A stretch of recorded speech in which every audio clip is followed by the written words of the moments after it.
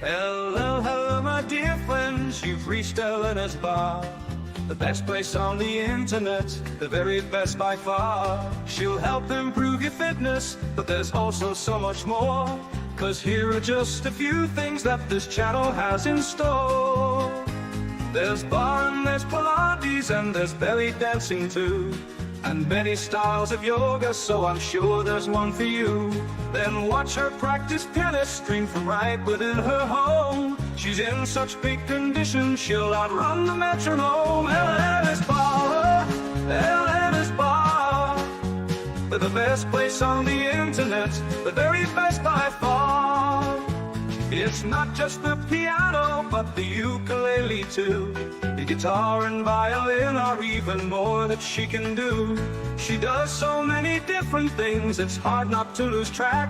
I nearly didn't mention that she posts on her Substack. Elena's Barre, Elena's Barre.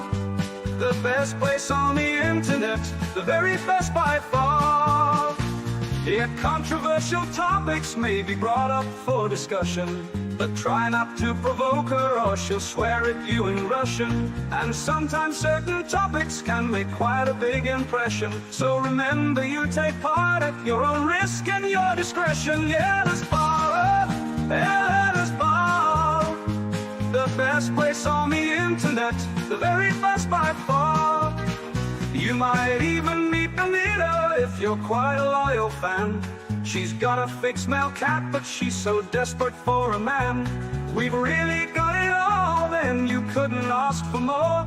So sit right back and watch Elena shame a 3 or 4. Elena's Barre, Elena's Barre. The best place on the internet, the very best by far.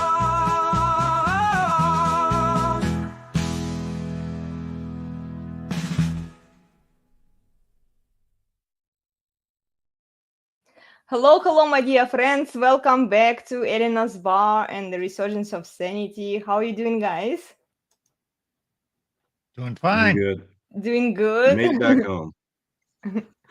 Yeah. Well, today we have an interesting topic. It's kind of based on the topic that you talked about on Wednesday. Was it on Wednesday when you were doing a live stream?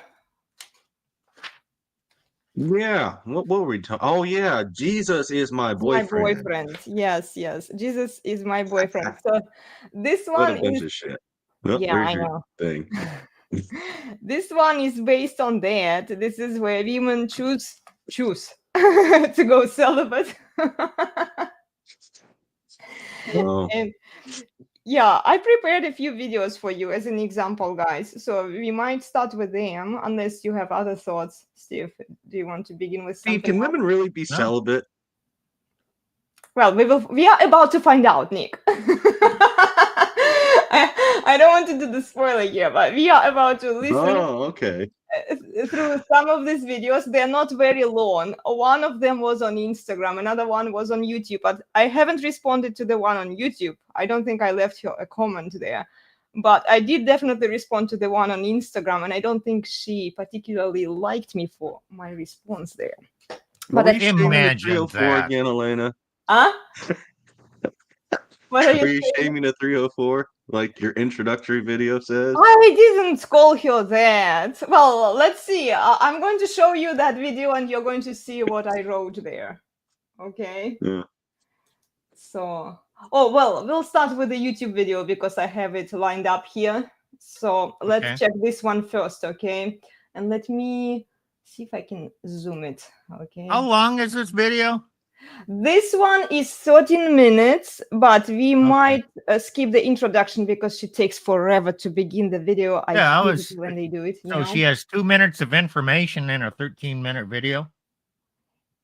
Pretty much, but we will kind of skim through it if I remember it correctly. I did watch the whole thing. I just didn't put the timestamps for it, so we kind of have to. How old is she now?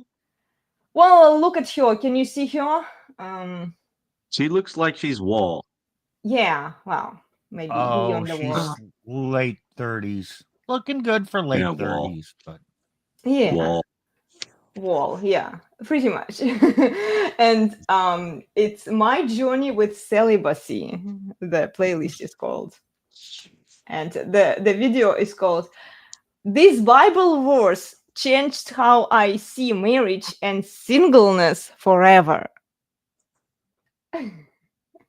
Okay, let's begin.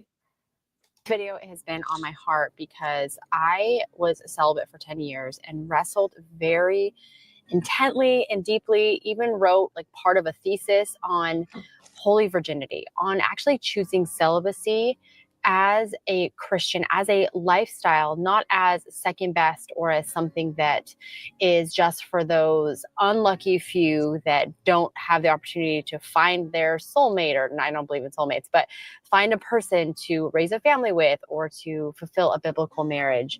And I grew up in a Protestant context, and I saw this kind of cultural push towards maturity is when you get married. Maturity is when you have kids and get the house. You kind of tick those adult boxes.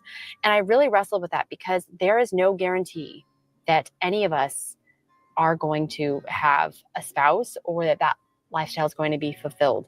That doesn't mean we get out of longing for that, but I saw a lot of my friends, and I even shared longing that was really frustrating. And I felt like the conversations around singleness, celibacy, and choosing marriage was really just about how do you wait? How do you wait well? Roommates are practicing. And I just felt really off put by that it wasn't actually true, that being single is not second best until you get married, that that's somehow not the greater good. And I'm actually going to share with you a Bible verse there's a couple Bible verses actually that really shifted this for me. I'm just going to share one because one is key sometimes to just like process and meditate. It's from Matthew 19. And it's with Jesus talking about how some cannot hear the word. And I'll get to it a little bit later, but just some context. So I did a part of a thesis called Holy Virginity, Reinventing Celibacy in the Evangelical Church. I'm botching my title. I wrote it like 8 years ago. And I really wrestled with singleness from St. Augustine's perspective and Gregory of Nyssa and a couple other obviously key people from the Bible, and thought about how in a Catholic kind of school of thought, I'm not trying to offend anybody's faith denomination at all. I'm just talking about my experience. In the Catholic school of thought, that there's this actual like vocation to be a priest or to, be a nun. So there's a category for people to actually contemplate and choose with God the life of celibacy versus marriage. And of course, I'm not going to get into any of that, whatever, but I'm just talking about from a Protestant perspective. And growing up in a more charismatic church, the Vineyard, non-denominational or Baptist churches, there was this emphasis on you need to get married. A lot of pastors couldn't actually pastor unless they had a spouse because they were afraid of sexual, issues. And really, I thought that was truncating their developmental growth spiritually and sexually. But that's another topic. So it was frustrating to have people ask me, when are you getting married, and have that be the ideal? Because I felt that the longing in my heart was for something deeper than actual marriage. And I really wrestled with discerning, is celibacy something I actually can choose in a modern day How long does it context, take not her to to be get like to a girl point? boss, or I'm just trying to make lemonade. What, Nick? How long is it going to take her to get to the point? Yeah, I know. She's taking a while here. And then remember, She's doing the female thing. I get it. Let's talk all the way around it. And when are you going to actually arrive at the point? Okay, so sorry. She says that at the beginning, this is why I wanted you to catch the beginning, that being married is not that fulfilling. So in pursuit of happiness, it's not going to bring that happiness because there is no guarantee. I don't think she said that marriage isn't fulfilling, but she's just saying there's no guarantee that you're going to get married. Well, there is no guarantee I that... didn't really see anything wrong with what she's saying yet. Nick, I think she said that being married is not a guarantee of fulfilled life. No, it's not. But nobody has that guarantee. It's not. What's a fulfilled life, too, according to what standard? You think the people living 200 years ago didn't have a fulfilled life because they probably didn't go outside their state? They had to work. Yeah. They had responsibility. She's looking at fulfillment as a gift, something that just happens. Mm-hmm. You don't have to work on being fulfilled. It's like I have no responsibility or accountability for doing the work that creates a fulfillment. It's just I'm entitled to fulfillment, but there's no guarantees, so maybe I won't go for it. Yeah.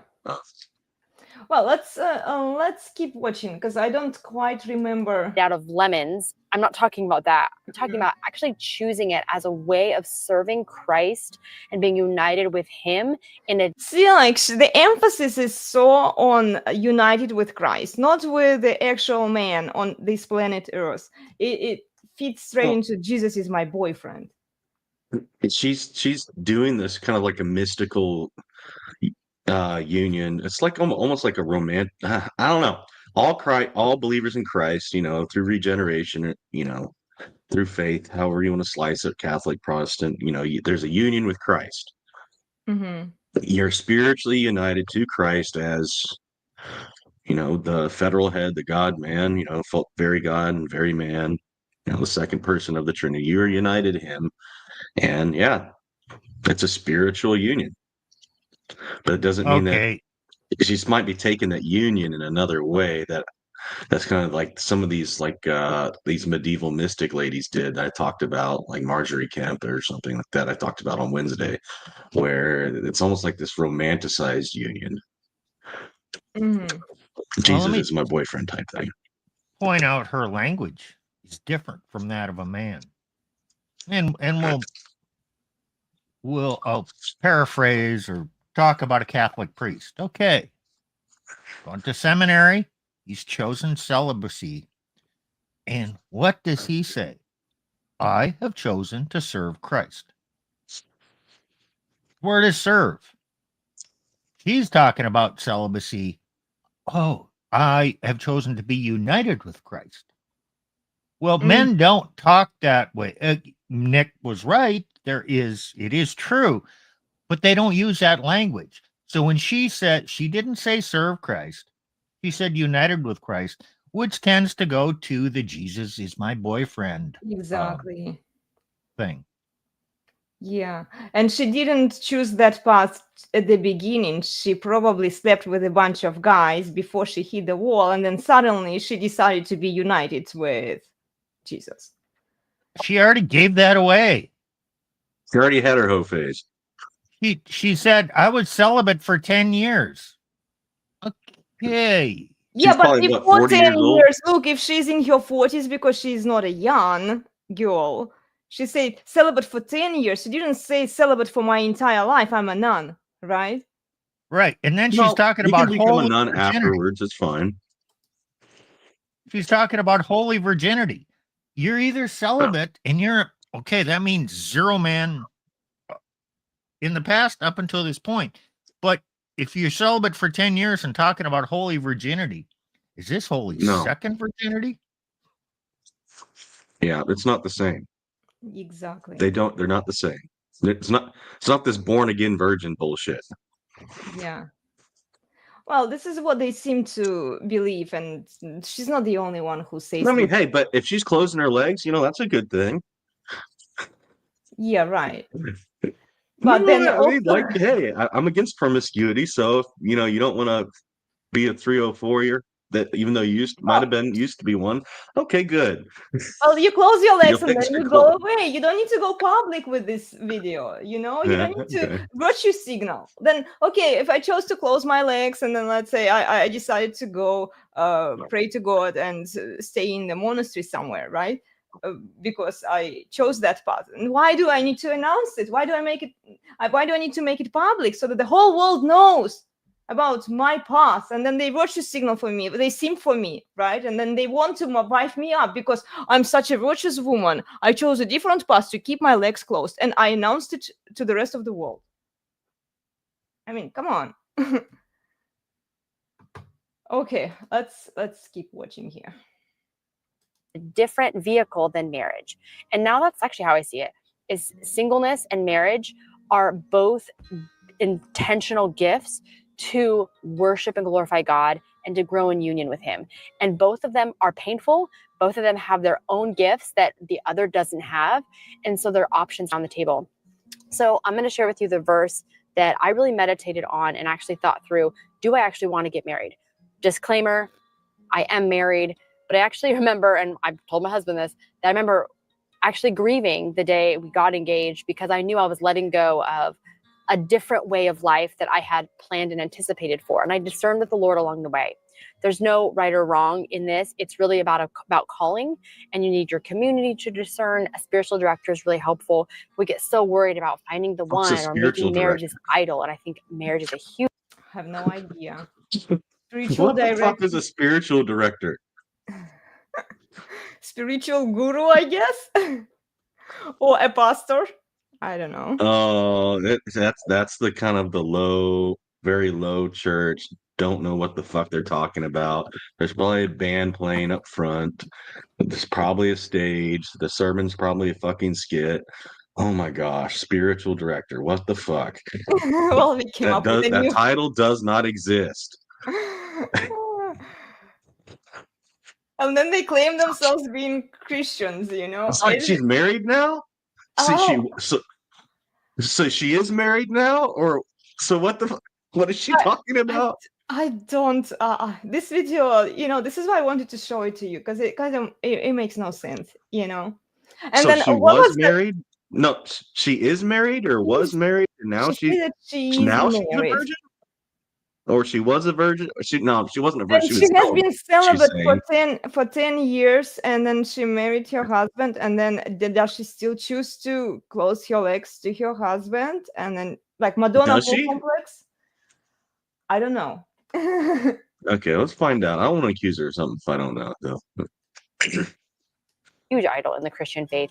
There's a lot of idols that we dress up as holy and good, which actually can be moral formation and keep us from God. But I digress. I know I drop a lot of random one-liners, and y'all probably like, stop. Mm-hmm. Marriage is an idol. It's natural. It's part of the natural order. It's normal to want to get married and have kids and have a family. I don't think people idolize it. Well, she's conflating. She idealizes marriage, what her ideal marriage would be. So that makes it an idol. And now that she's married, she's found out, it didn't quite turn out that way. It's work. It wasn't nirvana.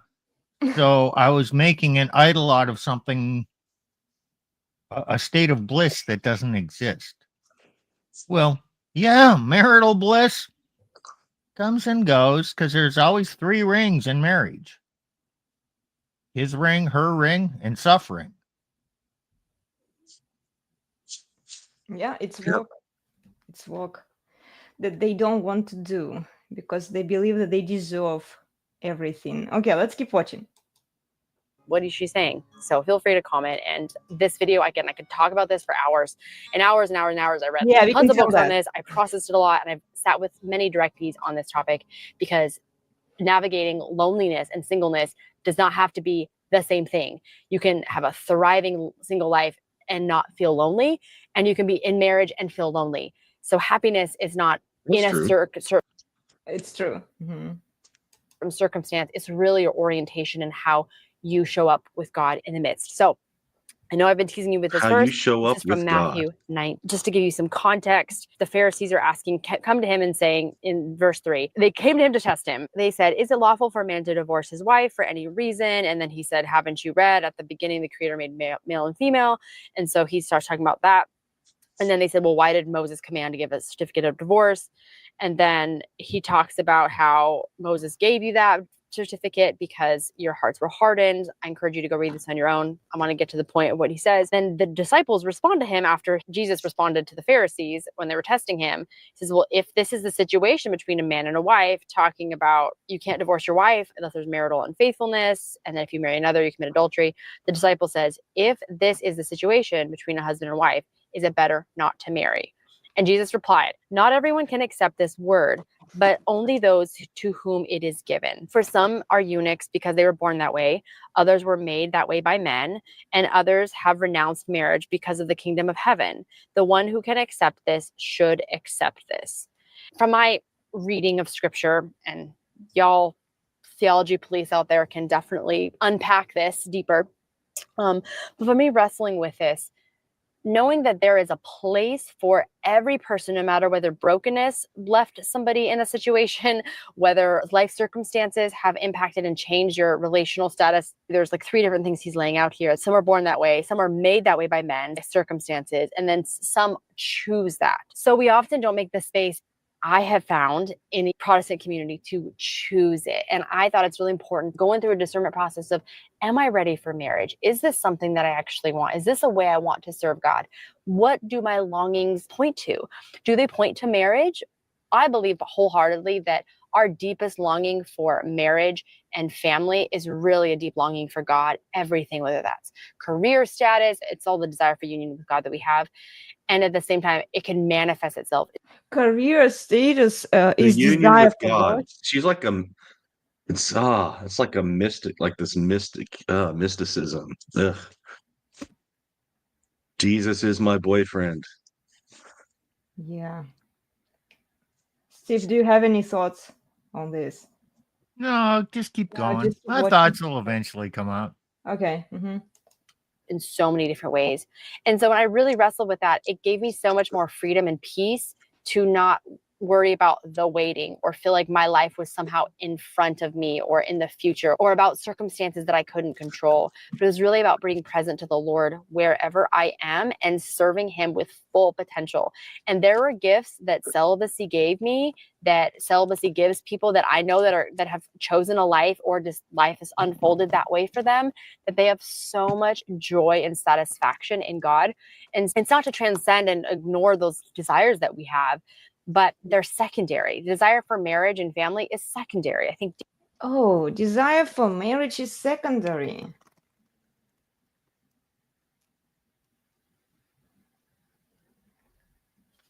I mean, yeah, you're just supposed to do everything to glorify God.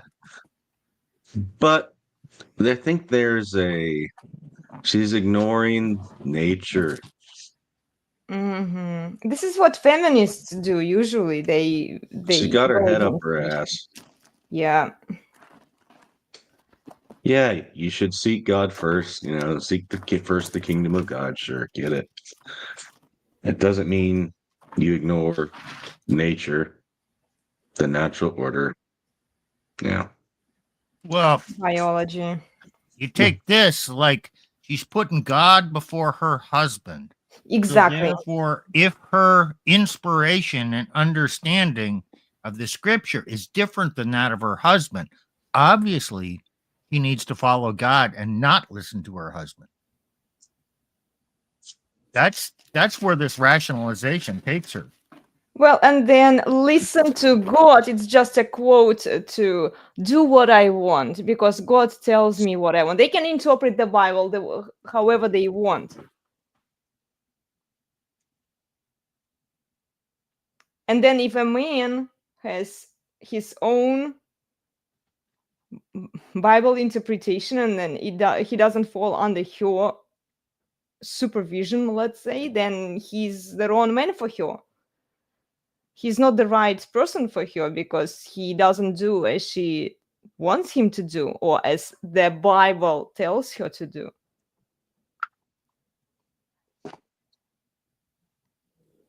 Okay, let's keep watching.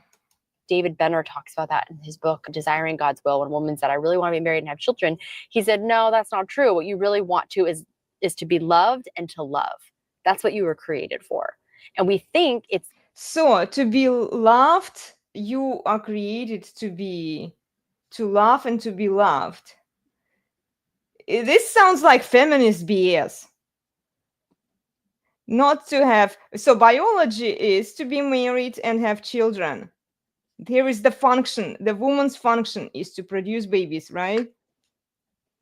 Okay, look, she was talking about some were born that way. Okay, some were made that way. Yes, so there's due to the fall, some people have born with deformities that exist, inabilities. Also, some were made eunuchs. Like that means they were the males had their testes crushed or removed or something like that. Also, there are those that do have the gift of self-control, celibacy, but not all are able to receive it. It's not a normal thing to expect to have the gift of celibacy. That's why that's something that some people can have great self-control, but some people can't, and they need to get married. Because that's what their biology basically dictates. And we live in a fallen state where we can't just do whatever, we can't just perfectly always obey God in this fallen state. And I don't think she's really wrestling with that part. I think she goes through it and then she's like, oh, and here, you can do this. I'm like, no, yeah, not everybody has that spiritual gifting, and she could be setting people up for failure. But yeah, I'm glad that she kept her legs closed. Well, but she only kept it for 10 years. Again, we don't know what Well, she good for did her, you know. before that. You know, Right. she doesn't It could mention just be that. a coping mechanism to backwards justify what happened to her in her And early again, days. do you 100% believe everything she says? No, I think it's a That's lot of a her coping interpretation. It's a self-justifying coping mechanism for why she was promiscuous early on and didn't capitalize on marriage early on. Mhm. I don't even know if that's true. I'll just accept it at face value. Her story that she was celibate, then she chose marriage. And I'll give her the benefit of the doubt that she was celibate up until marriage, but she had her doubts whether she wanted to be married because the way she's talking, she really wasn't into that guy. Yeah. But she got married. And now she's doing all this thinking and rationalizing. And she's married, but she's not talking about how great marriage is. Mhm. She's waffling all over the place.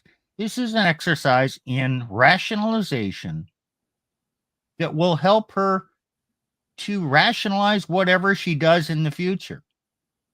And she can rationalize not loving her husband or respecting her husband because he's not Jesus. And Jesus tells me something else.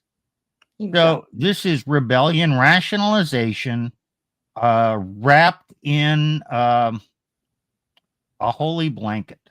Mhm. That's a good way to put it. I'm writing it down. 1 second. Okay. Well, let's keep watching. And then also she's trying to normalize celibacy. Like for women, if they stay celibate, the idea of the video is to say that celibacy is okay. And it goes against the natural order. And then if women overweight, then nobody wants them. This is the part that she's not saying. The archetype of marriage. We think it's that symbol, but actually being loved and loving others is something that everybody in the body of Christ can do. There's so much more of a deeper invitation to have deeper union with God. And it seems that the Old Testament was very much family centered. And now in the New Testament, it's very much church centered. And singleness actually has a higher elevation than marriage in the New Testament. Paul talks about that. And so I wish that there goes the mailman, that I wish you could stay as I am, but if you can't, then marry. It's not a right or wrong. It's really discerning where is God leading you to reflect him the most. You can do that married or single.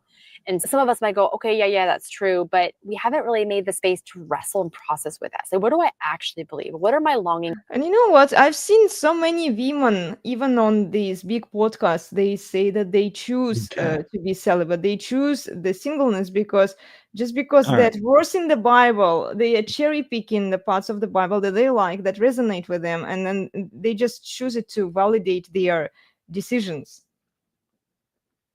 Okay, so I'll go to I'll go to a 17th century document. It's the Westminster Larger Catechism, question 139. It says, what are the sins forbidden in the seventh commandment? That's, you shall not commit adultery. It says the sins forbidden in the seventh commandment, besides the neglect of duties required, are adultery, fornication, rape, incest, sodomy, all unnatural loss, all unclean imaginations, thoughts, purposes, and affections, all corrupt or filthy communications, or listening unto wanton looks, impudent or like behavior, immodest apparel, prohibiting of lawful and dispensing with unlawful marriages, allowing, tolerating, keeping of stews, and resorting to them, entangling vows of single life, undue delay of marriage, having more wives or husbands than one at the same time, unjust divorce, desertion, idleness, gluttony, drunkenness, unchaste company, lasciviousness, songs, books, pictures, dancing, stage plays, and all provocations to or acts of uncleanness, either in ourselves or others. But notice I said, entangling vows of single life and undue delay of marriage. Mm. Well, pretty much everybody's doing an undue delay of marriage. Exactly. When are you getting married? You ask him in August. We're getting married in October of next year. Like, what? Well, it's the wedding party. know, the we wedding got- party. We Steve. gotta plan the wedding. No, Uh-huh. you don't. If you're gonna get married, get married. Get Yeah. married, in 2 weeks. That sounds good. If you intend on getting married, why are you delaying? Oh, but we need the big Hypergamy. shindig. I'll tell you why all Hypergamy, these yeah. ladies are delaying hypergamy and the Yep. lies of feminism. And they think they can always get better. And it's contrary to their actual biological clock when they're most fertile and most attractive. And guess what? You haven't had as many bodies yet, and your husband will be more likely to satisfy you than when you've opened your legs for every other dick, So There's another. I'll take a different rationale. He wants her special day, so she has to Mhm. plan it. And in the past, when people didn't have sex before marriage, they kind of had that urge. Yeah, we kind of want to get married right now so we can do it. We can have sex. Now they're having sex. So, you know what? Marriage today or next year, it doesn't change anything. So they'll put it off. Yeah. Yeah. So it's more of a desire for a woman's desire for her special day than it is a desire for her to be married. Oh, yeah. yeah. She wants can more the witness that. wedding party. So, like my family, she had when my ex-wife, I remember I just got slammed. She had so many freaking groomsmen. She had this big ass thing, the works. It was all about her. Everybody celebrating her. Mm-hmm. I remember my side of the family, a lot of them just kind of got pushed aside. And I just got run through the gauntlet that day. I didn't know what the fuck was going on. Go here, go there, do this thing. And I'm like, what? What just happened? Yeah. Well, and Shu, great to see you, Shu. Thank you so much for stopping by. Guys, sometimes when I'm watching, I can't see your comments coming through. He says, Paul says wives should ask their husbands to explain scripture, I thought. Yeah. Yeah. Yes. Cool. Okay, well, let's keep watching. Ask their husbands at home. Yeah. Like, ask the husbands for guidance, not coming up with your own stuff and your own interpretation. Well, she has spiritual directors, she says. Whatever the fuck that is. It's within your heart. Your heart knows everything. I've been to so many meditations, guys, because I actually completed the meditation teacher training.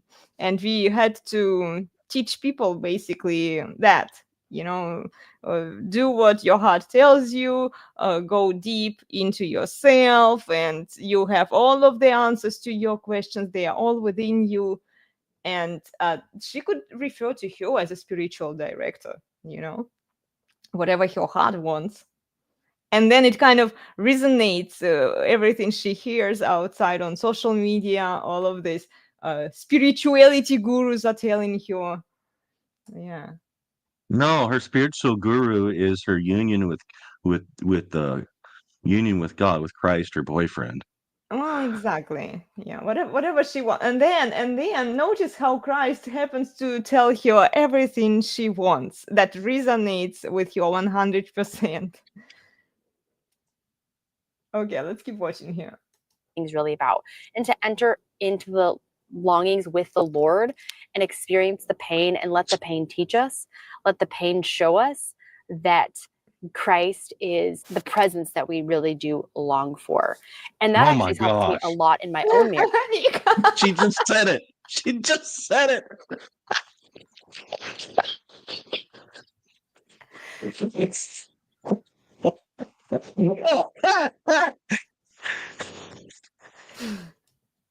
That's the present she really longs for, Steve.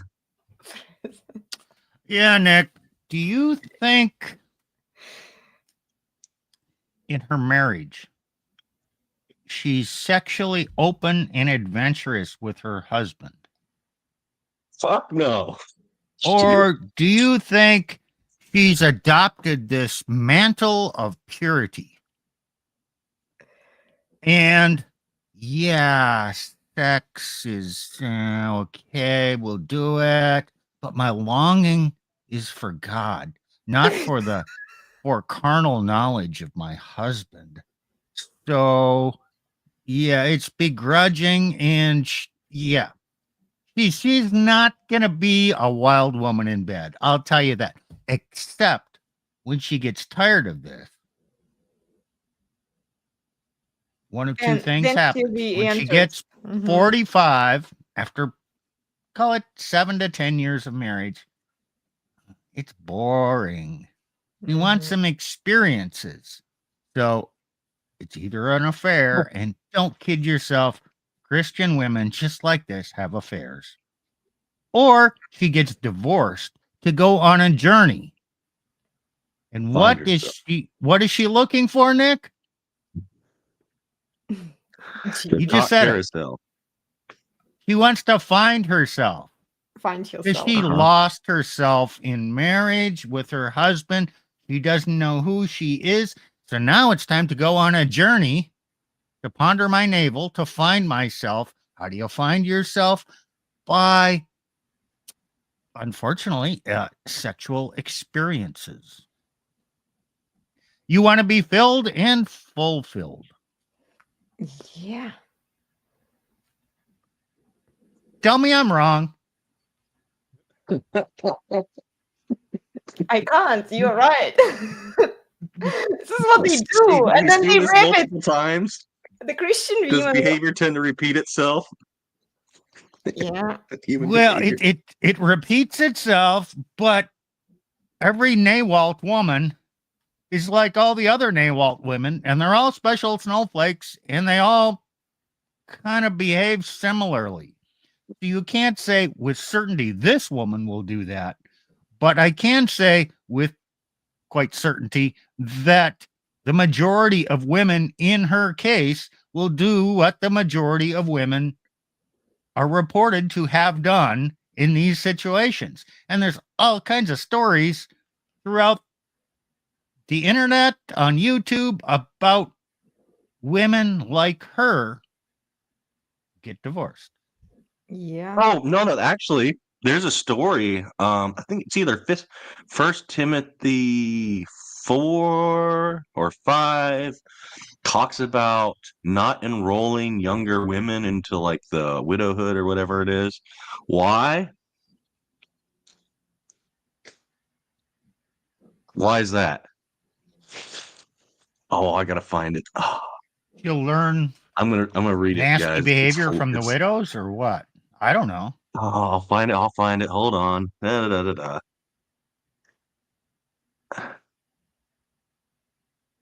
da.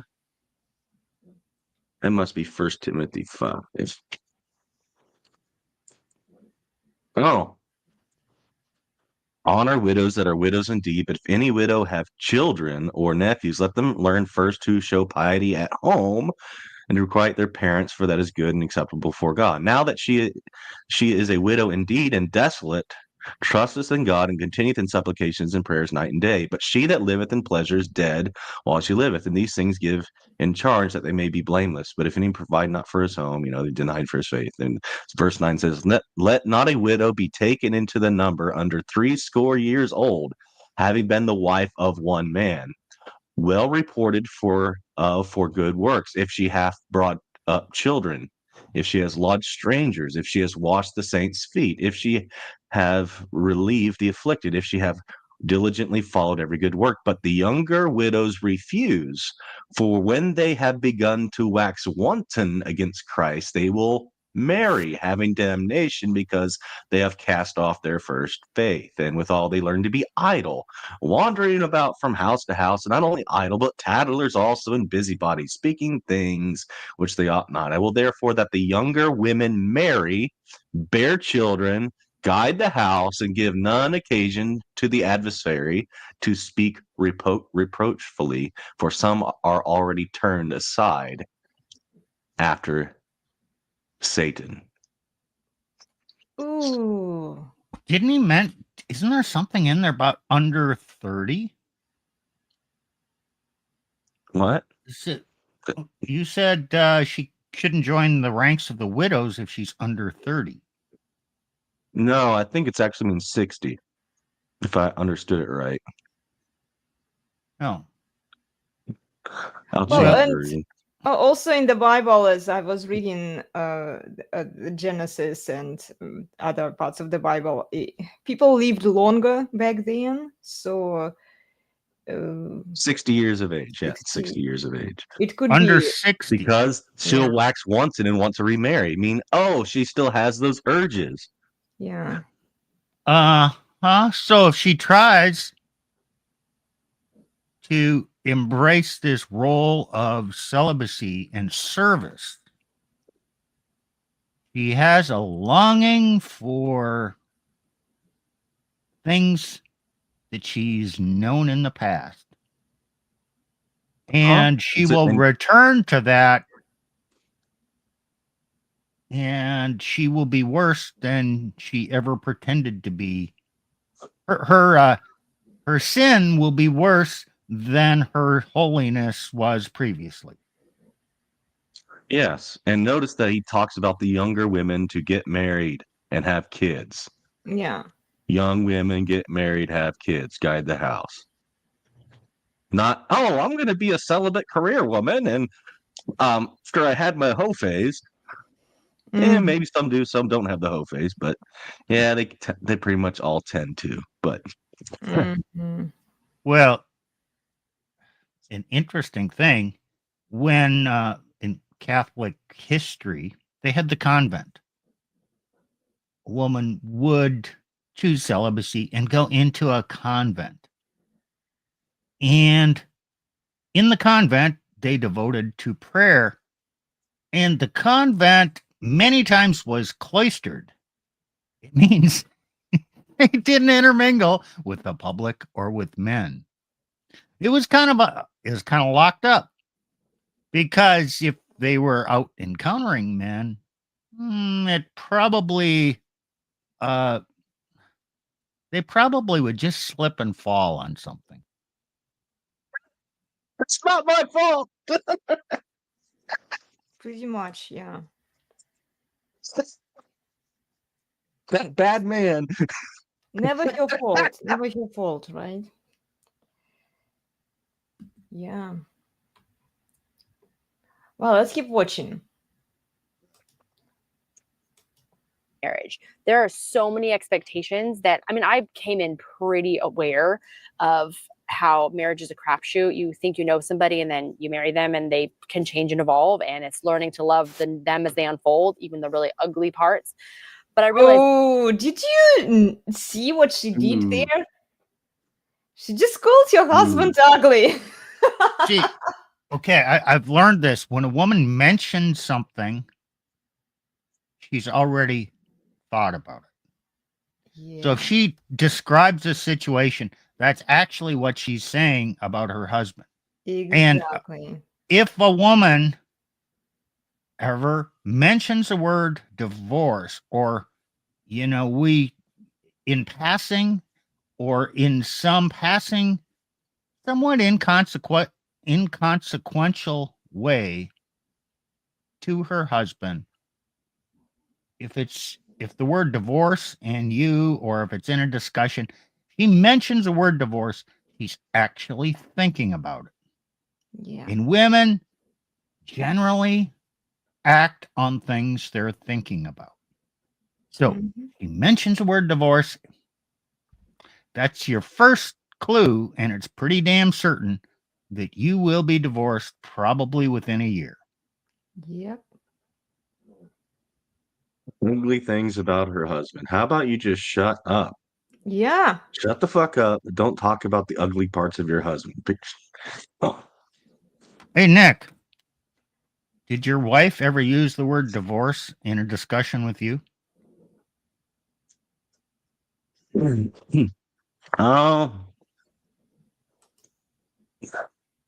I think so, but it wasn't a rare thing. I found out she was talking about it with, With the friends. leaving and Mm. finding excuses to do that to other people. Yeah, they Not usually my don't. Okay. wife, The husband is the Yeah. last one usually to find out because they still want to milk the husband while they are monkey branching. Mm-hmm. She wasn't, she maybe didn't mention it to you. Okay, fine. But she was actually thinking about it and talking about it to others. Yeah. Oh yeah. And then she was planning the separation, the, accusing you of DV and all kinds of stuff like that. She was planning. Mhm. Oh yeah. With the church ladies, the holy ladies, Holy ladies. With your Jezebels, Jezebel church spiritual wives. Yeah. director. Yeah, who Oh, was directing they you didn't at like that it. moment, They didn't huh? like that I actually just believed what the Bible actually said, and not their feminist bullshit. So Well, of course, of course. Look, spiritual director. I have a name for him. It's a Satan. Satan. Why not? He directs them into the crazy path, and then they live perfectly fine men and their kids without the father. Okay, let's see here. Is that happiness did not change. My emotional capacity and love did not shift when I got. Well, see how they emphasize that Shut the love, fuck emotional capacity, everything is based on this heart, follow your feelings. Nothing else matters. Your duties don't matter at all. It's all about the feels.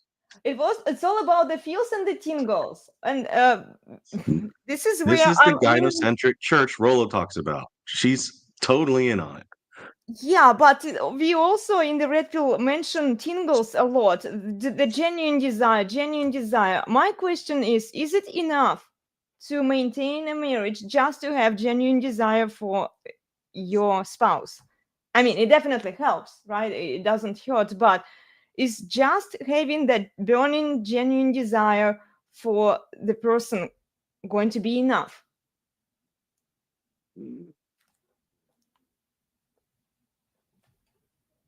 Probably not, and we've talked about it No, with Steve. I mean you need that, but no, it's not enough. Exactly. But they emphasize they don't want to look beyond that. And this is where she says, my heart, my emotions, my feelings, they are not fulfilled. I'm not happy. I'm not happy. I'm not feeling tingles. So, time to leave. Time for me to leave. The moment I stop feeling tingles for this man, time for me to leave. No, she's got to get the sisterhood. She has to. No, her problem is the church ladies. If she does that, she'll be shamed. Maybe. So they have to find a reason. They have to justify it. They have to self-justify so they don't get shamed by the sisterhood. About what? Her leaving her husband? Yes. I thought they were celebrating it. Oh, he's such an abuser. Okay, he's There still you go. good and There you evil. go. He changed. He changed in an ugly way. How, like she mentioned in the video, he changed in such an unsatisfying way. So now it's time for me to leave because I deserve the best. I deserve Jesus. Jesus is my boyfriend. Well, she's talking about love of Jesus. And then in her marriage, since it's disappointing, if the love is gone, well, then obviously Jesus doesn't want her to stay where there is no love because That's not salvation. That's not good where there is no love. Why is there no love? Well, it's because he's an ugly man. Well, I mean, ugly. He's done bad things. It was a bait and switch. I found out who he really is. Mhm. And now I'm going to throw him under the bus by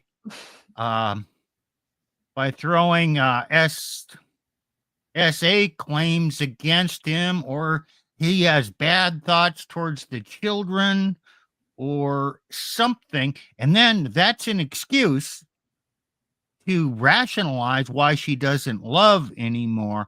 And then without love, then she can get what she wants and leave. But in the church, she has to have that excuse to tell the other church ladies about why she's justified in not loving him. Man, it's like Nick, it's like you're we've laughing. seen the script so many times. It's like we know the script, We know where it's headed. and Yeah. we're trying to wake you guys up, especially you men, wake you up to the bullshit, so Exactly. you don't get wrecked. Yes, especially from the church ladies, because they conceal their promiscuous nature with Jesus. They're Jesus smuggling. Okay, let's keep watching here. Got married, when I was single to married, I was still the same me. And it actually can be a lot worse. And there are things that I've had to sacrifice that I didn't really like to sacrifice. As we're getting married and we see these vows like, I'd love you for Oh, so here she comes. She regrets being married because she sacrificed her interests to be with a man. I've heard it so many times from women. How they've sacrificed their girlfriends, they've sacrificed so much of their life to be with a man. And then the man didn't fulfill, the man didn't make her happy. Yeah. for better, for worse, richer, for poor. We really need a character scanner, I think, at the altar to see, oh, I really want you to love me perfectly. I want you to be a manifestation of my caregiver that couldn't meet all my needs. I want you to be the mom and dad that I never really had. So we want all these things subconsciously. I'm a big fan of imago therapy, where it talks about how we marry the, I'm going to get this wrong, but we Therapy. marry Oh my the gosh. image of our Nick. Fucking shit crack. Yeah. Imago. Therapy. What is that? I need to dig into this. You cut it off in the middle. Image of our, keep going. Okay. Like we marry the image of our, okay. caregivers and the image that our caregiver was not. We long for that. So I'm totally botching that, but you can Google it. We marry. So basically, a caregiver could be a mother or a father, right? And then you marry just the younger version of your mother or your father. Is that what she means by that? I think so. And there is some merit in that. You recreate your childhood trauma or the unresolved things so you can try and fix it as an adult. But you don't fix it, you just relive it and actually make it worse. Mm-hmm. I think that's just I think that's a bunch of I don't think too much about that. I just think that look, there's nobody holding these women accountable. A lot of good guys just get fucked. Yeah. They want a stable family. Guess what? It just doesn't work out. Flip a coin. You could do everything right. You could be a good guy. You know, raise your kids right, take them to church, and hey, she taught flip of a coin. Oh, you're fucked. Sorry. Yeah, and then they rationalize it. Mm-hmm. Let me say, you're going to find a lot of women in the church just like her. Yeah, exactly. Guys, are you ever going to get fun sex from a woman like this who's up on her high horse of holiness? No. No. Nope, not a chance. No.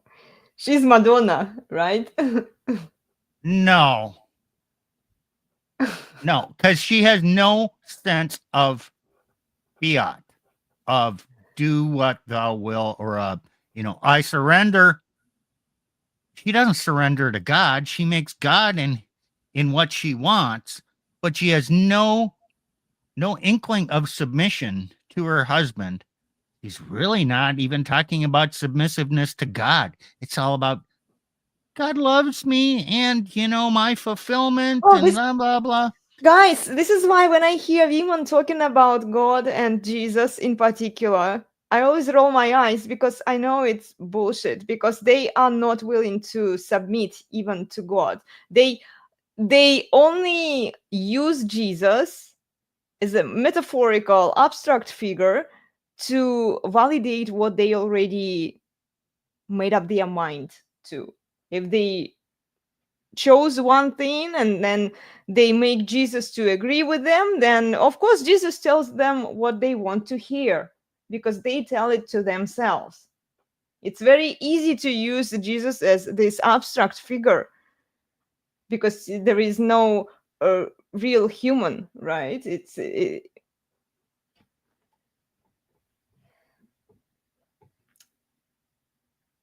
a metaphorical figure. It's an idol. It's an idol, yeah. Well, I'll use your her own words. Jesus will never violate the 11th commandment, which is thou shalt not hurt the feelings of a woman. So her Jesus is not going to hurt her feelings by telling her she's wrong. Exactly. Yeah, her version of Jesus will always tell her what she wants to hear so that she can rationalize her stupid decisions. Okay, let's keep watching here.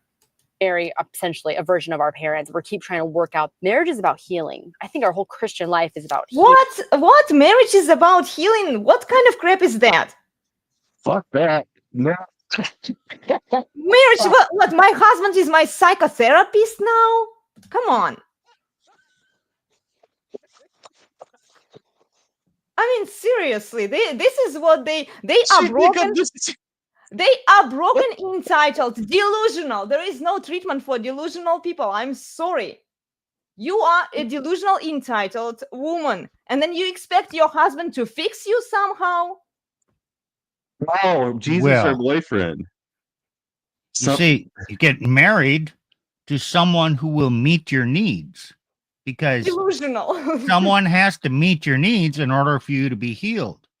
Therefore, in the future, if you find out your husband is not meeting your needs and there's no love, well, God doesn't want you to be in a situation where there is no love. So now you have to look for the reason and develop a narrative why there is no love, which is a rationalization to justify what you want to do, which is to go on a journey to find yourself. Yeah. He's your, okay, what does Shu Tai tell here? He's your emotional trauma guru, apparently. Yeah, right. Emotional tampon, how Rollo calls them. He's supposed to absorb all of your emotions, all of your feelings, listen to you, and then in addition to that, he's then supposed get starfish sex, if anything. What, Nick? And then get starfish sex, if anything. Yeah, right. Once or twice a year, yeah, on special occasion. If he did everything, if she played him and he did everything she wanted him to do. Yeah. Sign up for marriage, guys. It's such a great deal for you. Oh my goodness. And then these women are whining on the internet why nobody wants to wipe them up. Ladies, have you watched your attitude? I mean, seriously. With that much brain damage that you've done to yourselves, there is not much left for you there. Except for you married to your delusions. Yeah, Jesus will be your boyfriend in your mind. What else is left there for you, huh? You can't find a real man. No, she's got to go on her spiritual journey after she leaves the abusive man that was supposed to heal her. Yeah, right. But then she can't get them to stick around. They have It's pump and dump. such unrealistic expectations. The moment they get married, they like say these vows and they don't mean anything. Just getting into a marriage with a man with such unrealistic expectations, and then when their expectations are not fulfilled, they're like, Because okay, he's not Jesus. you're right, time to move on. You are not perfect either. Okay, let's keep watching here. I mean, seriously, they expect to marry Jesus, and then when they have their own traumas and unresolved cognitive dissonance, and like she says, healing, like heal from what? The trauma that you've acquired by absorbing all of the feminist bullshit? Yeah. Okay, let's keep watching. Healing, death, and resurrection. And so I just want to share that on YouTube with you all. And you may have a lot of questions or want me to elaborate on any of this further. I wanted to actually go through and really unpack and process kind of my logic about how I thought through St. Augustine's theology of marriage and singleness, and how it's such a gift. And it's not just like a second best gift. It's actually the gift that I think the Catholic Church has a lot more space for. And I really wish that Yeah, embrace the 3 or 4s. The singleness, the celibacy, which contradicts their nature. It's pushing the narrative of celibacy for women is good. I mean, it's good that they close their legs and they're not promiscuous, but at the same time, they're going to end up being promiscuous. They will end up, and Chances they were are. before, Nick, they were before And then- promiscuous. You can't undo what you did before. This is something that they don't want to realize. It's like, yeah, you've created a Yeah. lot of damage. You've acquired high body count before. I don't care how many years you've been celibate. I mean, good for you that you've come to that decision, right? You closed your legs finally, but closing your legs for your husband is abomination, as you keep saying, right? And then, Yeah. like, I don't care how long you've been celibate. If you were run through whore before, like, there is a penance that you need to pay. Okay, you did all of those crazy things before. Now why should we trust you? Now why should we love you? Why should we embrace Okay, you? that's an exaggeration. Because you mentioned you can't be celibate after you've been a run-through whore. Well, let's bring it back to reality. After you've lost your virginity, with 1, 2, 3, hey, the Bible, that verse, that passage Nick read, is if you're a woman, no, this widowhood, this celibacy is not for you. Because if you've experienced sexual intercourse, that's it. You're going to want it again. Exactly. Doesn't matter if you were promiscuous or a 304 or relatively low body count woman. After you've experienced sexual intercourse, pretty much all women are going to go back to that and want that. So this idea of becoming celibate after you've known a man, you know what? I don't think it works. And this idea of female celibacy, I don't think is reality. I've listened to something on incels and femcells. Well, femcells swear off relationships with men, but when they've interviewed them, well, yeah, they've had some liaisons, but it wasn't a relationship, so therefore they're still a femcell. Well, yeah, that explains everything. It just confirms this. Now, a man, I think it is different for men. After they've known women, they can become celibate. And a lot of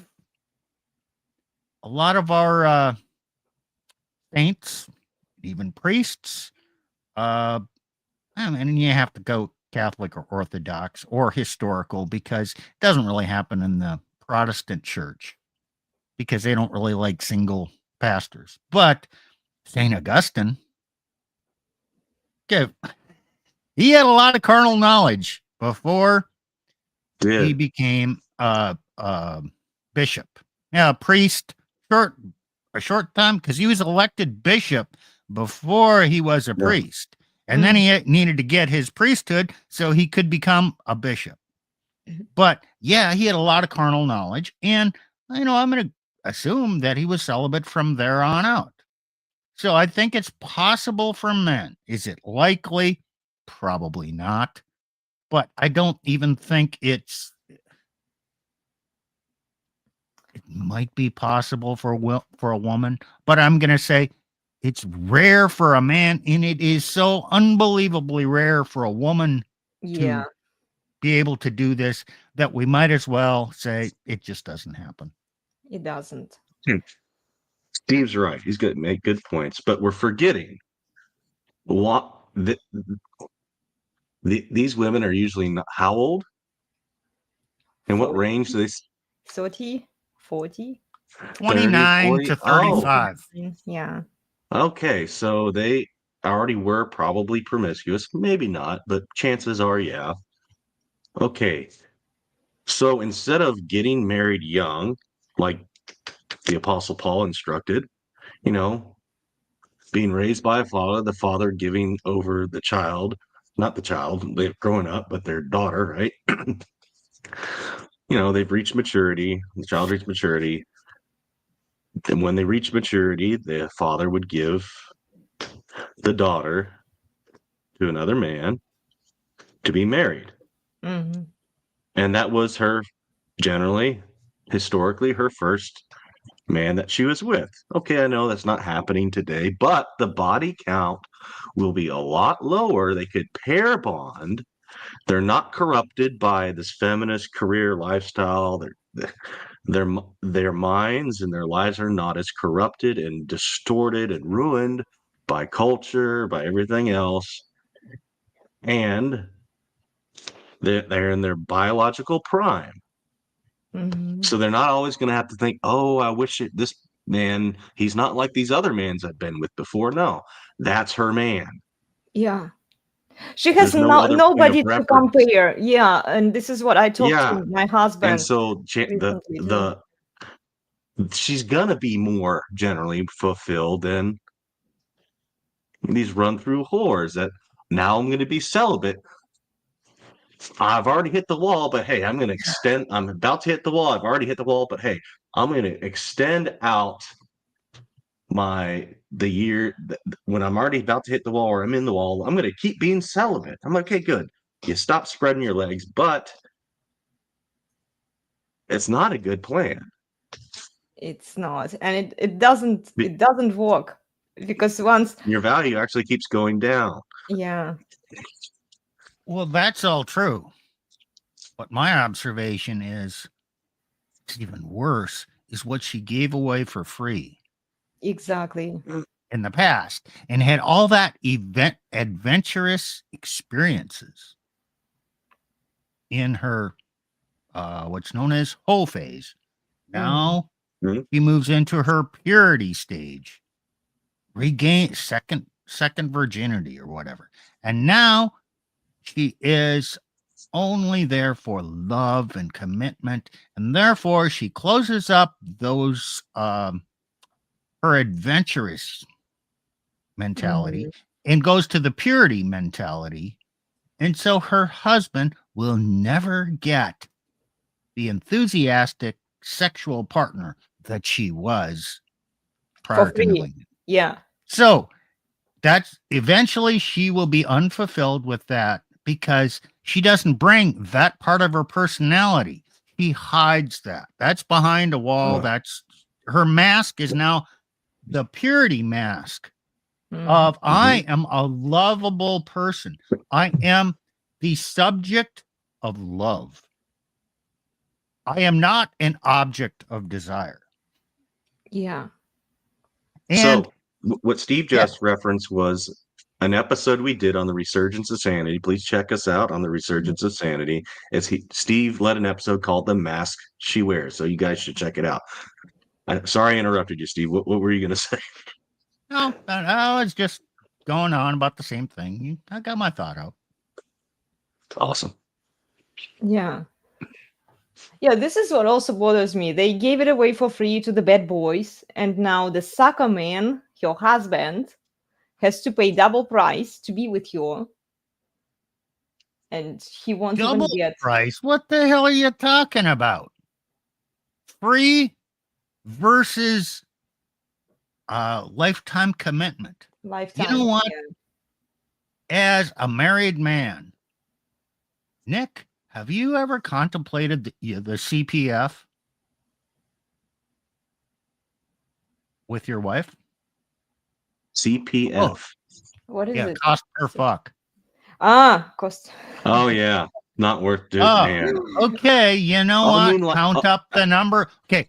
You might have had some really fun times prior to marriage for those of you living as normal people.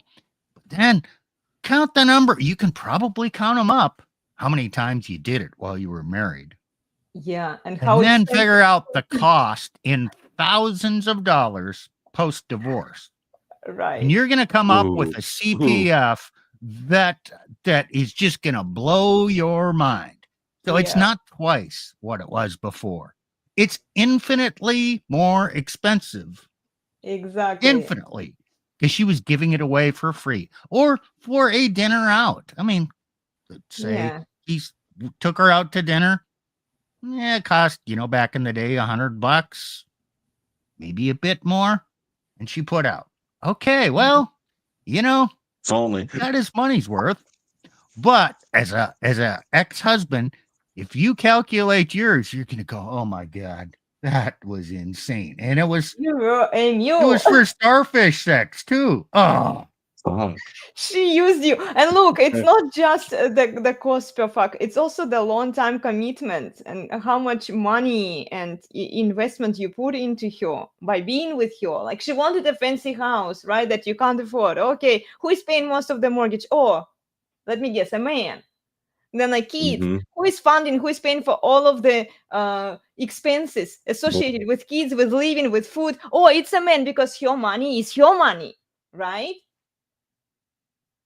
No, there is no way it turns out well for men, especially who commits to these kinds of women. Okay, let's finish this, guys. We will watch it and then. Protestant church would give a lot more conversations to it versus just, oh, just thrive or be selfish. I think there's this idea that we have to stay immature as we're single, that being married means you're an adult. Singleness is just something second best, where you can stay a bachelor, or you can bring potato chips to a luncheon, bring the steak, bring a home cooked meal. This whole Proverbs 31, which, by the way, Proverbs 31 was written to men. The whole book of Proverbs was written to men. Wisdom is a metaphor. Wisdom it's called a female in the book of He Proverbs. just hates being married. Gosh. Yeah. You just see the hate. I mean, she's like, now in Proverbs 31, it's not about this, and it's written to men. And anyways, She just hates men. And then she says, wisdom is female. Wisdom is female. Did you see that? yeah, yep. She's just getting into that. 31 woman. I bristle at any of that. I'm not that we cannot take some of those things. That is not the ideal woman. The ideal woman is one who is in union with Christ, who is embodying. See, here you go. Jesus is my boyfriend, is the ideal woman. Here you go, guys. Wait a minute, Nick. What is the one flesh union? Man and a woman. Husband and Sex. wife? Yeah. The two shall become one. That seems a little bit sexual when the two become one. Yeah, there's a part of him that's inside of her, and they're pretty much one. Okay, that is the union, not this union with Christ. And talking about that in reference to marriage, or as a opposite or a contrary point to marriage. No, I mean, you gotta listen to what she's saying and the implications, and there's so much rationalization in here. You gotta read between the lines with what Mhm. she's saying, and this is scary stuff. It is scary. I'd be She's having an emotional affair on her husband with the With the Christ. fake Jesus in her mind. Emotional affair. She's having an emotional affair. Yeah. Uh-huh. With Jesus. So she basically she's cheating on her husband with Jesus. yeah. She's cheating on emotional cheating at whatever the there's the Spiritual. uh Spiritual or whatever. Mm. well, this is also a rationalization for the begrudging starfish sex that she allows him to have. Mm. plus her husband must be fucking miserable. Yeah. Oh my gosh. Okay, Yes. let's Okay, wait, one more question. go ahead. Did she ever have a genuine burning desire for her husband? It does not indicate that.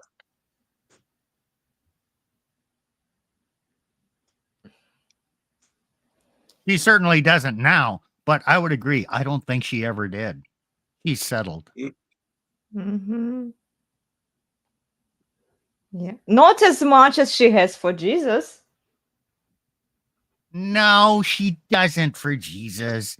It's all a rationalization. Her Jesus is the Jesus that agrees with everything she rationalizes. Oh, It's not the real man. true. But just to prove your point, she has a more burning desire for Jesus than for her husband. Okay. Let's keep watching here. The fruits of the spirit. That is the ideal woman. Whether you're more feminine, you're a little more masculine, whatever.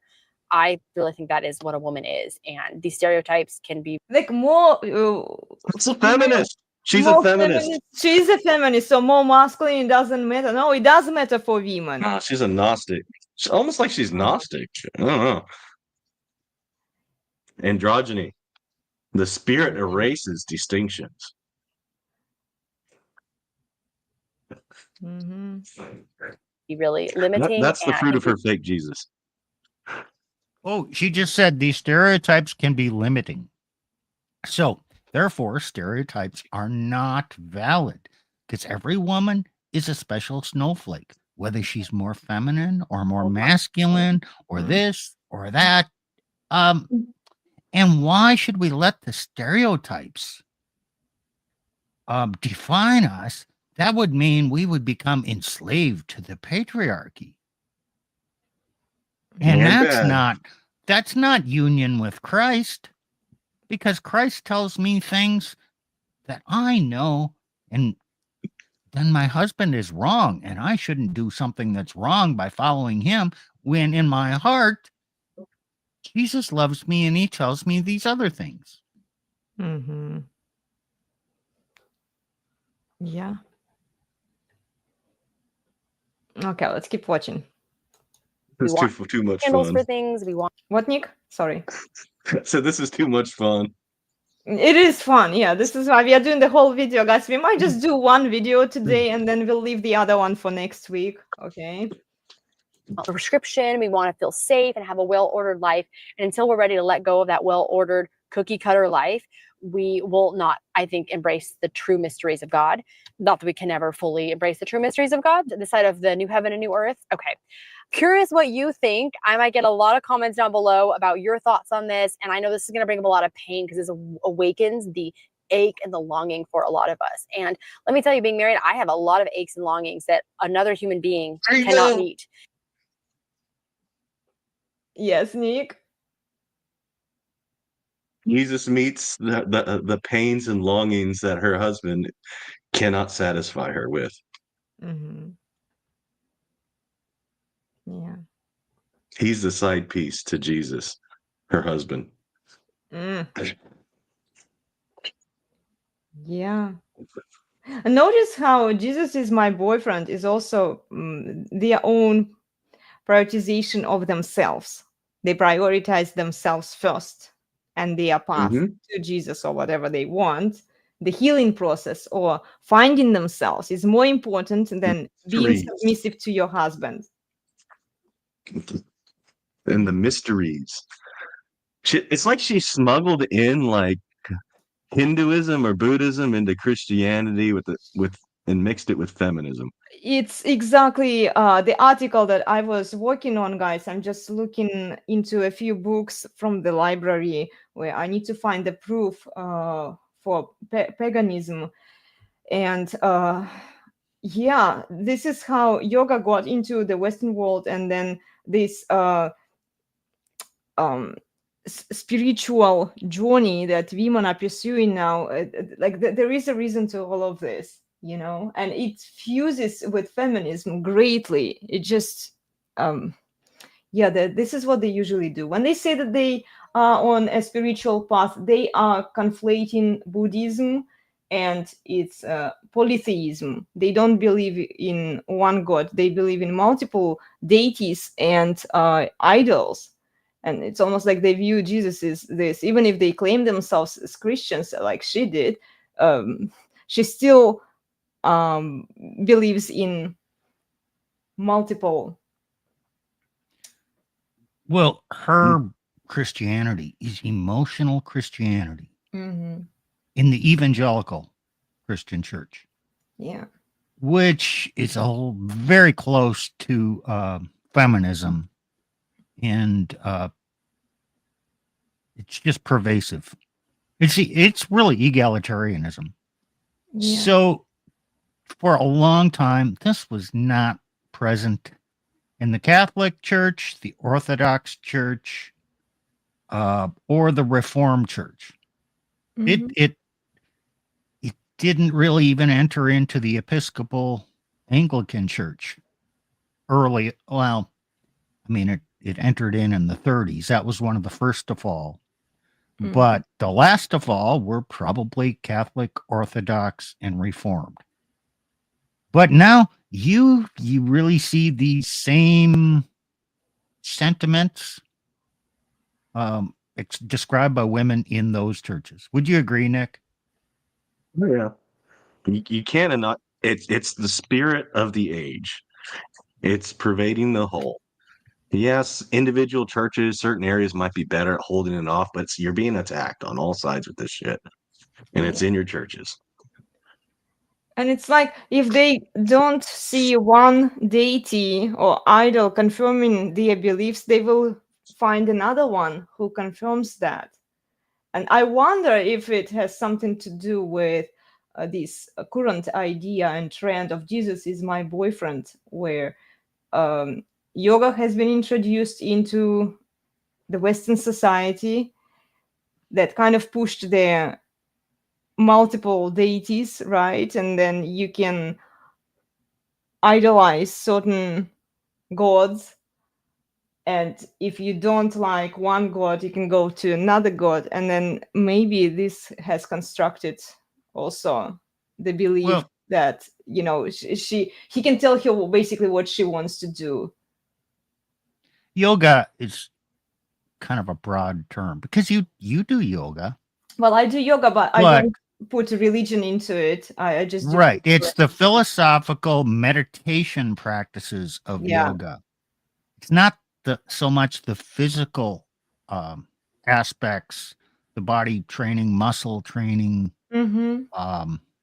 even things that kind of bring you peace. Okay, that's fine as long as you keep with a Christian viewpoint Yeah. Well, a and lot of spiritual Christians. practice. But yoga has become Eastern spiritual practice.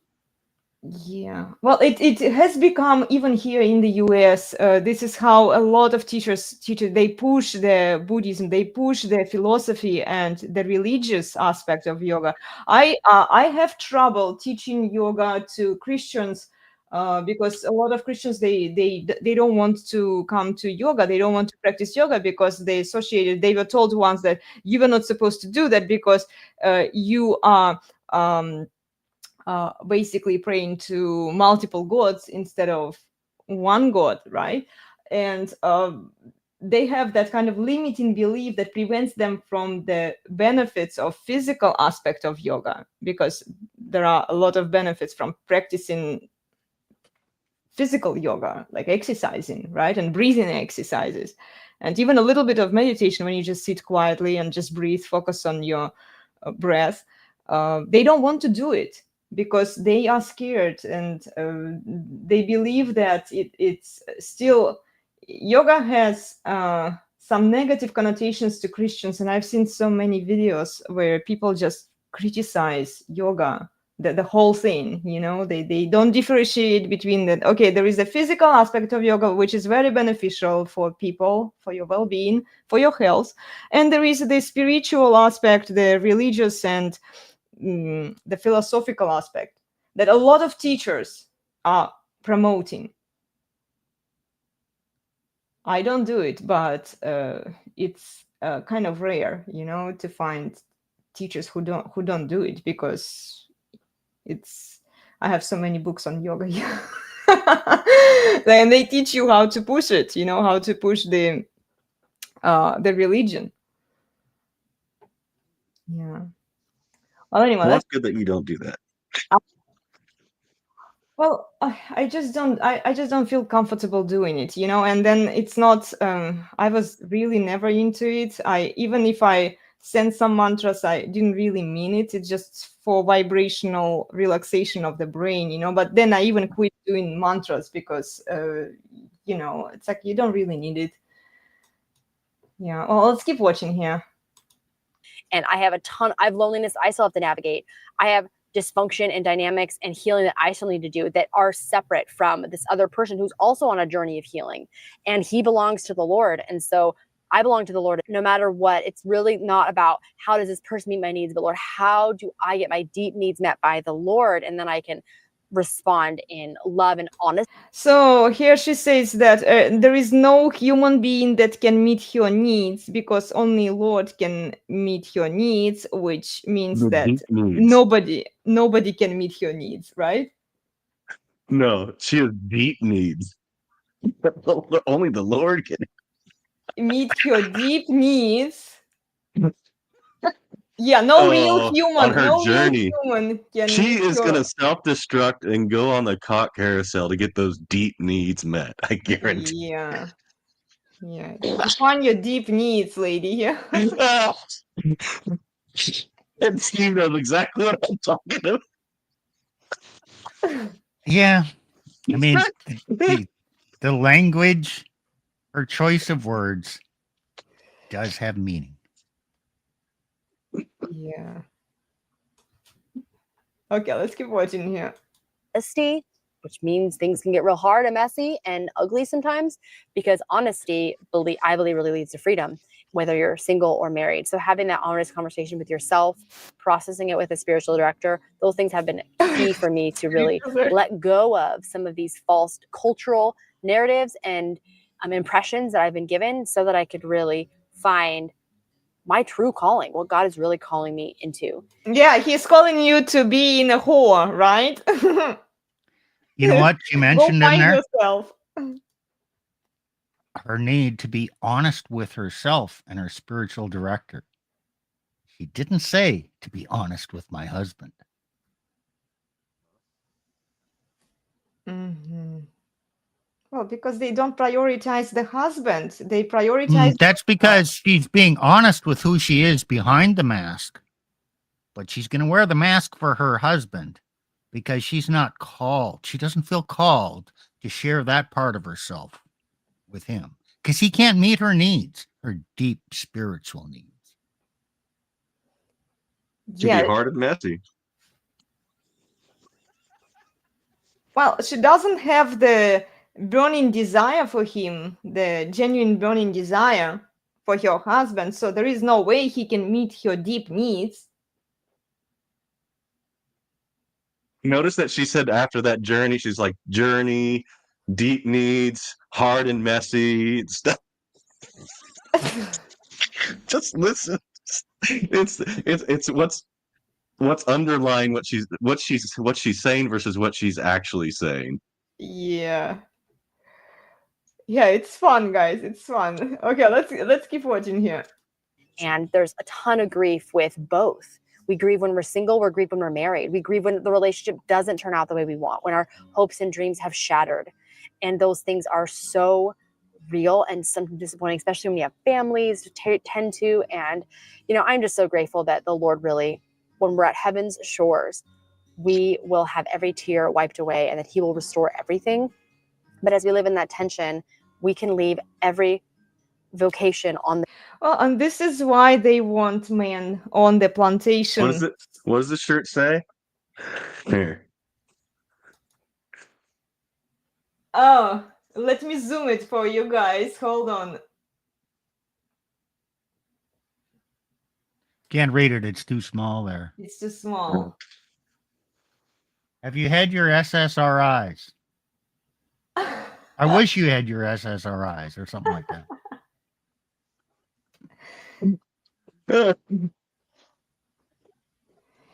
Yeah. She talked in there about having her lady. dreams dashed and destroyed and all that. And then when she gets to heaven, all her needs will be met and her tears will be wiped away. She basically said right there, she's really unhappy. She's unhappy, and then this is why they expect men to be on that plantation with what the Christianity that they want to push. Because if they allow these women to whore around and do what women want to do, what Jesus tells them to do, right, in their mind, then there will be somebody to bail them out. There will be somebody who will come and fix their traumas. And these are the simps, usually, the cuckolds, who take these women. She'll go, she and her husband will reach a tough spot, and they will go to meet with the pastor, get some Or counseling. the spiritual director. Yeah. Well, that's her spiritual director. He's not going to bring her husband to see her spiritual director because that guy knows too much. No, they'll go to the pastor, who's not. Is it her a guy or spiritual girl? We director. don't know, but yeah. And then he will tell him about her sorrows and dashed dreams and need for healing, and her needs are not being met. And then he's going to turn to the husband and say, you need to be a better Christ to meet your wife's needs. Yeah. You need to be a better beta. Be a better sucker. Okay? Do what she tells you to do. Love her more. Pray with her more. Mm-hmm. Yeah, am You're I not right, loving Nick? Is that enough. what's going to happen? Oh, hell yes. Oh, yeah, I heard all that bullshit. You're just not loving enough. You need to listen to her better and not invalidate her arguments, even though they're complete bullshit. Just need to listen and, you know, sacrifice more, love more. Yeah. You're just maximizing your need for sexuality, and she's just a minimizer. Fuck off. That's what. Guys, if you encounter this, just tell them to fuck off. Tell your pastor, tell them to fuck off now before you get fucked. Yeah. Oh, let's finish what she says here. the table on every vocation, but you know, the vocation of celibacy and singleness and marriage on the table, and say, Lord, what is the vision for my life? And he's going to unfold that as we go. There's no blueprint. Well, he might give you a blueprint. If you were one of those lucky few, fantastic. Love the blueprint. But I didn't get one. It was one process after another. I hope this blessed you. And I'm curious. Pause. Actually, she did get a blueprint. Oh, yeah. What does it say? But refuse to enroll the younger women, right? Da da da. So I would have younger widows marry, bear children, manage their household, and give an adversary no occasion for slander. Oh yeah. There's another one also in. Oh yeah, Titus too. Oh, here you go. Here you go. Here you go. Yeah. Uh-huh. Oh, likewise, urge the younger. No. Oh, and so Verse 4, and so train the young women to love their husbands and children, to be self-controlled, pure, working at home, kind and submissive to their own husbands, that the word of God may not be reviled. How about this, lady? Shut the fuck up. You should have shut the fuck up, married when you're young, and spread your legs for one man. You had the blueprint. You just ignored it. Yeah. Well, now she's talking about discerning. Married, celibate, singleness. She didn't get a blueprint. She's saying, well, this is my decision right now. Yeah. No, lady, this is not your decision now. You made your choice. You entered the married life. Now you can't go back and say, well, since I didn't have a blueprint, I want to go back to singleness because that's where God is calling me to go. No, the ship has sailed. You made your decision. You gave an oath before God in marriage. Now, one woman, one wife, you are bound together on this planet forever until death do you part. You don't get to go back and revisit your decision through rationalization. But she's just talking about that. Well, this is what she will do because she already talks about it. And yeah, she already plans on leaving her husband, and her vows mean nothing currently. They probably meant something when she was getting married. But even then, if she didn't have that burning desire for her husband and she married him, I don't know why, for stability, maybe. Look at that thumbnail print in the corner. Okay, she's got earrings on, long hair draped over her shoulder, showing a lot of skin there. Yeah. I'm just saying that looks like a little bit of advertisement. It is, yeah. And look at the hula hoop earrings too. Yeah. She's re-entering her face. Yeah, let's finish it. Conversation is opened. I was wanting to talk about this for a long time, and now I'm finally breaking my silence. No, I'm kidding. I wasn't breaking my silence. Anyways, okay, I'm getting a little nutty here, but I will see you in the next video, my friends. Okay, that's it. He is a nut. She is, yeah. Well, guys, tell us what you think about this video. I know that there are 44 people watching us. Thank you so much for sticking around with us, actually, for that long. It took us a while to get through this video. Remember to please like the video. It helps the channel a lot. Leave a comment in the comment section. Tell us what you think. Yeah. Well, hopefully this helps you to hear our commentary on what she's saying versus what she's meaning. And Nick and I are speaking from personal experience and our observations from being in the sphere for a while and what other men have said and how things play out. So there are different levels of understanding. When a woman is talking, there's the superficial. Just forget about the superficial. What is she meaning by what her thinking is and her words she's using? That reveals everything. And women do not, okay, I'm going to make a generalization here. Women don't think before they speak. They speak. And they talk in circles and circles and circles, and after they talk for a long time, they might figure out what they really mean. But in the process of doing that, they're bleeding a lot of information. So pay attention. That's what's going through her mind as she's turning it through in her brain. That's why it takes a woman 30 minutes to say what a man could say in 5 minutes. Exactly. Yeah.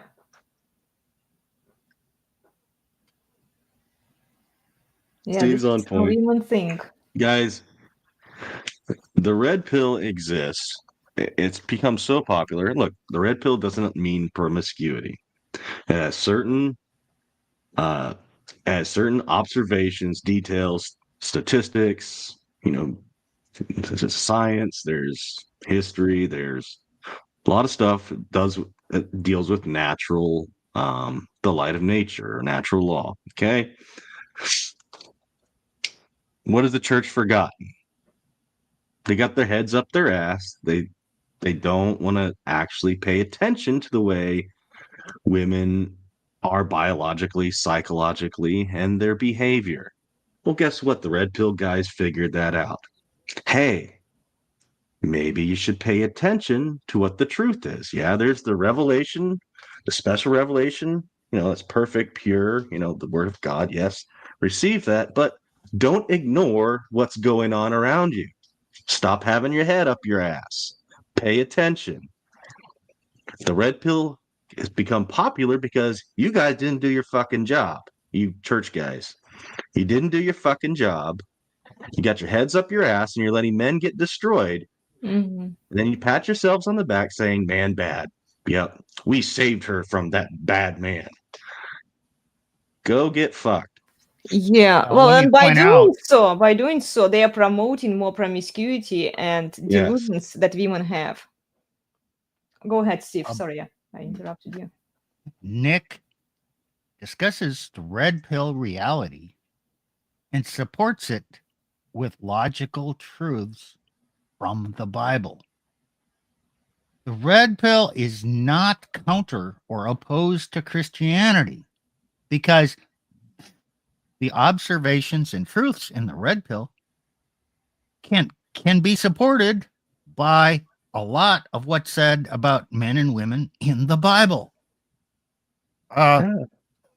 Gee, shocking, isn't it? Shocking. Yeah. So we're doing this to help you guys. Hopefully, thank y'all for listening. Hopefully there's something that you can take here and apply to your own life. Yeah, and then join the Resurgence of Sanity, guys. Steve, Nick, and my husband Plutarch H on the Resurgence of Sanity. Let me show you the schedule. And you guys are thinking of moving it to once a week, right? That's correct. Okay, well, let me share the schedule with the guys so that they can see it. Here you go. We have deep dive conversations on Saturdays. Sometimes we debunk these videos. Sometimes we actually do the deep dive conversations with the guys. We have a lot of fun at 9:15 a.m. Pacific. Please join us. And then on Mondays through Fridays and Sundays, join me for the workouts at 9:15 a.m. Pacific on my channel. Okay. And then on Mondays and Wednesdays, currently, the guys have 2 shows for you on the Resurgence of Sanity, but they are thinking of moving it to Wednesdays at 5:45 p.m. Pacific. Okay. So yeah, they'll probably make you guys need to make an announcement on your channel too. We need to change the schedule for you, right? So Yeah, we'll do that. Mhm. Since the 3 of us all have other jobs, Yeah. we're finding, okay, we got the majority of our work thoughts out there. And it's been almost a year. What, we started this February? Yeah, I think so. So Mhm. I think just for personal reasons, work reasons, and not to get burnt out on this, it just makes sense to go to once a week. Mhm. Yeah. Well, and you can always show up here on Saturdays, and if you want, Well, yeah, once a week on the Resurgence, and then once a week here. That's doing showing up for 2 podcasts a week, which is a lot more manageable than 3. yeah, 3 tends to be a little bit overwhelming at times. Would you agree, Yeah. Nick? Oh yeah, especially if you got other crap going on you got to take care of. So yeah, and you always do your homework. You always research and you write the plans and everything. So you take it very, very seriously. You actually make very high quality content, guys. So yeah, definitely I recommend to go subscribe to the Resurgence of Sanity, please, and join us for interesting discussions. I'm usually there, but I might be slightly late because I'm teaching a Pilates class at the gym. But I always try to join them because I always learn from you guys. Anyway, yeah, happy holidays to everyone. I think it's Christmas this year, so enjoy the time with your family. Please like, share, and subscribe. And we'll see you all next week. We will do another video. I have another video, a similar type of video, but it's from Instagram instead of YouTube. And I left a comment for that girl. I don't know if she read it or not, but we'll see, right? We'll do it anyway. Well, take care, everyone. We'll see you soon. Have a wonderful day. Bye. But Elena's Barre, Elena's Barre, the best place on the internet, the very best by far.